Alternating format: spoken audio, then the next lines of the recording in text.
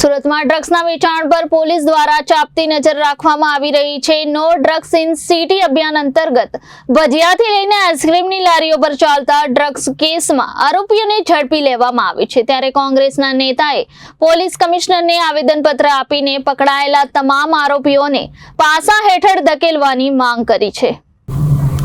કોંગ્રેસના નેતા કલ્પેશ બારોટ પોલીસ કમિશનરને આવેદનપત્ર આપતા લખ્યું કે છેલ્લા 30 વર્ષથી રાજ્યમાં શાસન કરતી ભાજપ સરકારના રાજકીય આંખાના આશીર્વાદ નેટવર્ક ચાલી રહ્યું છે તે સામે આવી ગયું છે। ત્યારે કોઈની પણ શરમ રાખ્યા વગર પોલીસની જે કામગીરી થઈ રહી છે તે અભિનંદનને પાત્ર છે, પરંતુ આ આરોપીઓને એક દાખલારૂપ સજા થાય તે માટે તેમની સામે પાછા હેઠળની કાર્યવાહી થાય તે ખૂબ જરૂરી છે। કોંગી નેતાએ વધુમાં કહ્યું કે ગૃહમંત્રી ઘણીવાર કહેતા હોય છે કે કોઈને પણ છોડવામાં આવશે નહીં, પરંતુ તેમની સાથેના જે ડ્રગ્સ પેડલરના ફોટા સામે આવી રહ્યા છે। ત્યારે આવા તત્વોને રાજકીય આશરો ન મળે અને ગુજરાતના યુવાધનને ડ્રગ્સની બદીમાંથી બચાવવા માટે પોલીસ દ્વારા આફ્રિકા રહેવા એ કરવામાં આવે તે ખૂબ જરૂરી છે। પાસાનું શાસ્ત્ર પોલીસ ઉગામે તો ભલભલા આ બદીમાંથી મુક્ત થાય અને આવો નશાનો વેપલો કરતા બંધ થાય।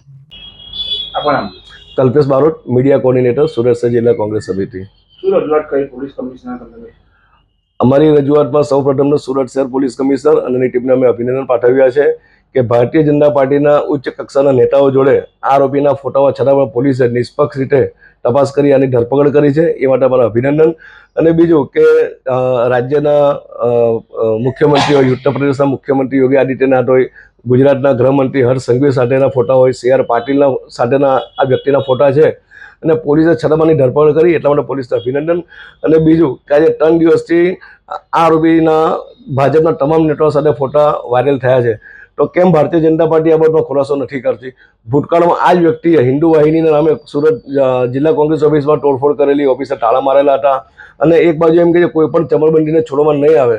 હું તો એમ કહ્યું કે હર્ષ સંઘવી એવું કહેતા હશે કે કોઈ પણ ગુનેગારને પકડવામાં નહીં આવે જે ભાજપ સાથે સંકળાયેલા હશે। એટલે આ તબક્કે સુરત પોલીસને ખાસ અભિનંદન કે એમને કોઈ પણ રાજકીય પાર્ટીની શરમ રાખ્યા વગર આવા ગુનેગારની ધરપકડ કરી છે જે આવનારી યુવા પેઢીને બગાડવાનું કામ કરે છે।